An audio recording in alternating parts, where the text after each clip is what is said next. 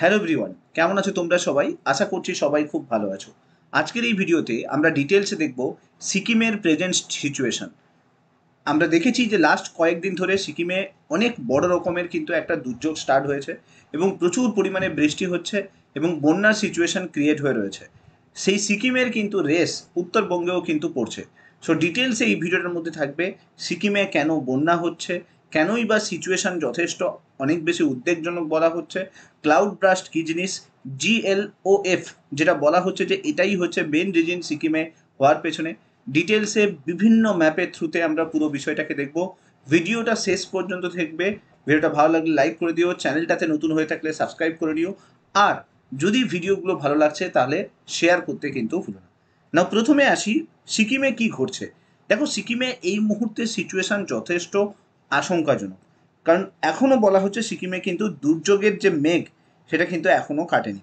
আর তার main reason যেটা বলা হচ্ছে যে সিকিমে কিন্তু সব থেকে বড় জিনিস যেটা সেটা হচ্ছে যে বন্যার সিচুয়েশন ক্রিয়েট হয়েছে।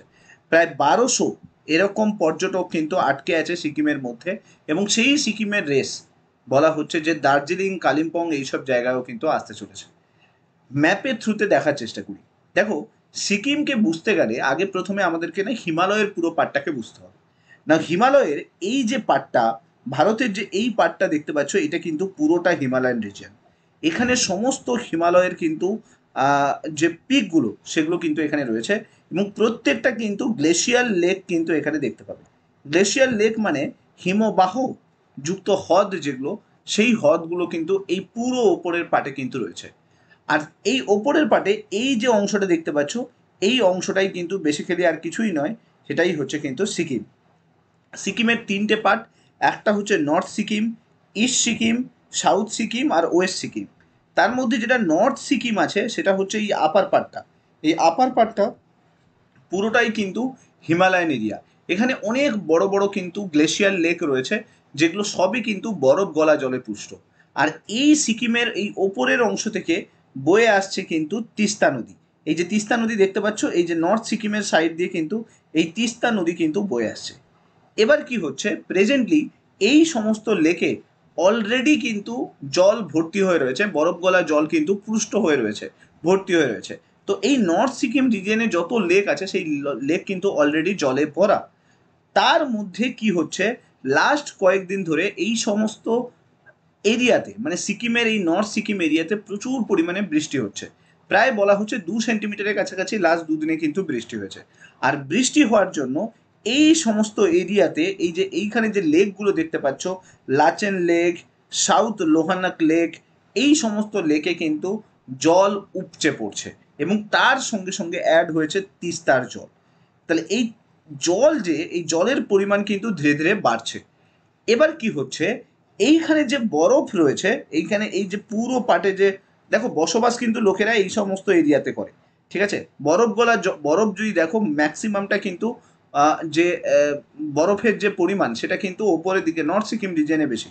আর এইখানেই যত গ্লেশিয়ার লেক দেখতে পাবে, যেটা highest lake Gurudongmar lake, south Lhonak lake, ঠিক আছে, তোষো লেক, এই সমস্ত লেককে কিন্তু এই সমস্ত আপার পার্টে কিন্তু দেখতে পাবো। এবার কি হচ্ছে, লাস্ট কয়েকদিন ধরে প্রচুর বৃষ্টিপাতের জন্য এই সমস্ত লেকের যে জলের লেভেল সেটা কিন্তু ধীরে ধীরে বাড়ছে, এবং তার সঙ্গে সঙ্গে তিস্তার লেভেলের জলের যে লেভেল সেটাও কিন্তু বাড়ছে, এবং তিস্তার জলের যে উচ্চতা সেটা কিন্তু বিপদ সীমার উপরে রয়েছে। ওকে, তো এবার কি হচ্ছে, এইখানে একটা যে সিচুয়েশন ক্রিয়েট হচ্ছে সেটাকে বলা হয় ক্লাউড ব্রাস্ট। ক্লাউড ব্রাস্ট মানে কি না, ক্লাউড ব্রাস্ট ঘটনাটা বোঝার আগে আমাদেরকে বুঝতে হবে যে সিকিমের প্রেজেন্ট সিচুয়েশন কি রয়েছে, তাহলে একটু ক্লিয়ার হবে। দেখো, সিকিমে বৃষ্টিপাত হওয়ার কারণে, প্রচুর পরিমাণে বৃষ্টিপাত হওয়ার কারণে তার যে তিস্তার যে জলের লেভেল সেটা কিন্তু ধীরে ধীরে বাড়ছে, যার জন্য তিস্তার কিন্তু জল আবার দার্জিলিংয়ের পাশ দিয়েও বয়ে যাচ্ছে, কালিম্পং জেলার উপর দিয়েও বয়ে যাচ্ছে। সো কালিম্পং জেলার যে তিস্তা বাজার রয়েছে সেখানেও কিন্তু এই জলের পরিমাণ বাড়ার কারণে বন্যা হওয়ার আশঙ্কা ক্রিয়েট হয়েছে। এবং তিস্তা ব্যারেজ, যেখানে গজলডোবার কাছে তিস্তা ব্যারেজ আছে, সেই তিস্তা ব্যারেজের জলও ছেড়ে দিতে হয়েছে বাধ্য হয়ে, 6টা লক গেটকে খুলে দিতে হয়েছে, কারণ না হলে জল কিন্তু উপচে পড়বে এবং পরবর্তীকালে বন্যা হওয়ার আশঙ্কা রয়েছে, ঠিক আছে।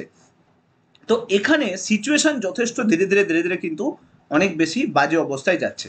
এখন সিকিমের যে বৃষ্টিটা, সেই বৃষ্টির পেছনে যেটা বলা হচ্ছে যে ক্লাউড ব্রাস্ট হয়েছে। এই ক্লাউড ব্রাস্ট কী জিনিস, এই cloud ব্রাস্ট basically flash flat create করে।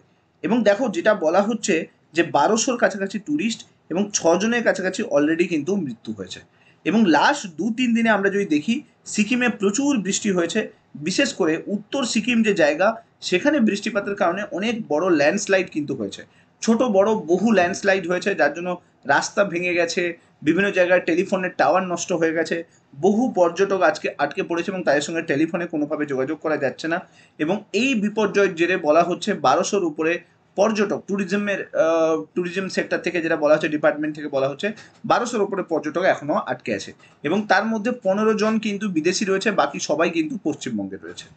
এবার এই যে ক্লাউড ব্রাস্ট কি জিনিস, দেখো ক্লাউড ব্রাস্ট কখন হয়? ক্লাউড ব্রাস্ট হয় যখন প্রচুর পরিমাণে মেঘ তৈরি হয় এবং সেই মেঘ ফেটে গিয়ে যখন বৃষ্টি ক্রিয়েট করে এবং সেই বৃষ্টি বন্ধ হওয়ার যখন শঙ্কা থাকে না, অর্থাৎ বন্ধ হওয়ার চান্স থাকে না, তখন কি হয়, প্রচুর বৃষ্টি হয় টানা কয়েকদিন ধরে। আর টানা কয়েকদিন ধরে এই বৃষ্টির কারণে এই যে তিস্তার জল তার লেভেল বাড়তে থাকে এবং তার সঙ্গে সঙ্গে যে হিমবাহ বরফের জলে পুষ্ট যে লেকগুলো রয়েছে তার জলের লেভেলও বাড়তে থাকে। এবার কি হয়, ওগুলোর বাঁধ ভেঙে যায়, তারপরে সেই জলগুলো এসে তিস্তার সঙ্গে মেলে এবং তিস্তার সঙ্গে মেশার পরে কিন্তু পুরো সিকিম জুড়ে কিন্তু বন্যা তৈরি করে, যেটাকে আমরা ফ্ল্যাশ ফ্ল্যাট বলি। ফ্ল্যাশ ফ্ল্যাট কেন না, এই জলের সঙ্গে শুধুমাত্র যে জল আসে তা নয়, তার সঙ্গে সঙ্গে যত গাছ, যত নোংরা, যত পাহাড়ের যে বরফের যে এগুলো সেগুলোও কিন্তু আসে, তার সঙ্গে সঙ্গে বিশাল বড় বড় রকমের কিন্তু তোমার হচ্ছে পাথরের কণাও কিন্তু আসে, যার কারণে এই জলের সঙ্গে প্রচুর স্পিডে এগুলোকে কিন্তু আমরা হচ্ছে বইতে দেখতে পাই, যার জন্য এটাকে ফ্ল্যাশ ফ্ল্যাট বলা হয়। এর জন্য কি হয় না, যারা আটকে থেকে যায় জলের মধ্যে পড়ে যায় তারা বেশিরভাগ জন কিন্তু মারা যায়। সিকিমে এর আগে এটা নতুন ঘটনা নয়, এর আগেও এরকম ঘটনা ঘটেছে। 2023 সালেও এরকম ঘটনা ঘটেছিল, যেখানে প্রায় 142 জনের কোনো খোঁজ পাওয়া যায়নি, 26টার ওপরে কিন্তু মানুষকে কিন্তু উদ্ধার করা হয়েছিল এবং মৃতের সংখ্যা কন্টিনিউয়াসলি কিন্তু বাড়ছে এবং 26টা মানুষের দেহ উদ্ধার করেছিল কিন্তু সিকিম গভর্নমেন্ট, সিকিম সরকার 26 জনের মৃতদেহ উদ্ধার করেছিল, কিন্তু 142 জনের কোনো খোঁজ পাওয়া যায়নি। ঠিক আছে, এই মেঘ ভাঙা বৃষ্টিপাত কেন হয়? যদি অতিরিক্ত প্রচুর পরিমাণে গরম পড়ে তখন সিকিমের এই সমস্ত এরিয়ায় বরফ কিন্তু গলে যায়। তো গলে যাওয়ার কারণে হিমবাহের যে জল সেই জল এসে কিন্তু এই সমস্ত লেকে এসে মেশে, আর এই সমস্ত লেকে মেশার কারণে এখানে অলরেডি কিন্তু জল অল টাইম কিন্তু ভরা থাকে। বিশেষ করে তুমি যদি দেখো এই জুন মাসের পর থেকে দক্ষিণ পশ্চিম মৌসুমী বায়ুর কারণে এই সমস্ত এরিয়াতে, সিকিম এই সমস্ত এরিয়াতে প্রচুর পরিমাণে বৃষ্টি হয়। দেখো এইখানে ভালো করে খেয়াল করো, এইগুলো হচ্ছে ক্লাউড ব্রাস্টের হটস্পট এরিয়া। বেশিরভাগ যে ক্লাউড ব্রাস্টের পয়েন্টগুলো দেখতে পাচ্ছ বেশিরভাগটা কিন্তু হিমালয়ান এরিয়াতে রয়েছে। তো এর ফলে কি হচ্ছে দেখো, এইখান থেকে যখন গরম হাওয়া উপরের দিকে যাচ্ছে সে কি করছে, বরফের সঙ্গে মিশে সে কি করছে, ঠান্ডা হয়ে যাচ্ছে এবং ঠান্ডা হয়ে সে জলের কণা হিসেবে কিন্তু জমা হতে থাকে। এই জমা হতে হতে হতে হতে এর পরিমাণ এত বেশি হয়ে যায় যে ওই যে বিন্দু বিন্দু জল সিন্ধুতে কনভার্ট হয়ে যায়, সেরকমই কিন্তু ঘটনা এবং প্রচুর পরিমাণে কিন্তু বৃষ্টি ক্রিয়েট করে। এই ক্লাউড ব্রাস্ট শুধুমাত্র সিকিমে হয় না, যত পাহাড়ি এরিয়া রয়েছে, হিমাচল প্রদেশ রয়েছে, উত্তরাখণ্ড রয়েছে, এখানে বিভিন্ন ধরনের এভিডেন্স কিন্তু পাওয়া গেছে এই ক্লাউড ব্রাস্টের কারণে ফ্ল্যাশ ফ্ল্যাটের।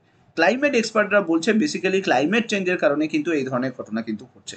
এবং যেটা বলা হচ্ছে যে প্রেজেন্টে আমরা যে লেকগুলোকে দেখতে পাচ্ছি এই লেকের যে আয়তন সেটা কিন্তু কন্টিনিউয়াসলি বাড়ছে। খেয়াল করো এখানে ছবিটার মধ্যে একটা ডিফারেন্স দেখতে পাবে। কি ডিফারেন্স না, লেকের পরিমাণ কিন্তু আস্তে আস্তে বাড়ছে। কেন না, এইখানে যে বরফগুলো ছিল সেগুলো কিন্তু জল হতে স্টার্ট করেছে, আর যার কারণে কিন্তু প্রচুর পরিমাণে কিন্তু হচ্ছে বরফ গলা জলের পরিমাণ কিন্তু বাড়ছে আস্তে আস্তে, এবং যার কারণে বলা হচ্ছে ভবিষ্যতে অনেক বড় রকমের বন্যা কিন্তু এই সিকিম বা এই হিমালয়ান এরিয়াগুলোতে হতে পারে।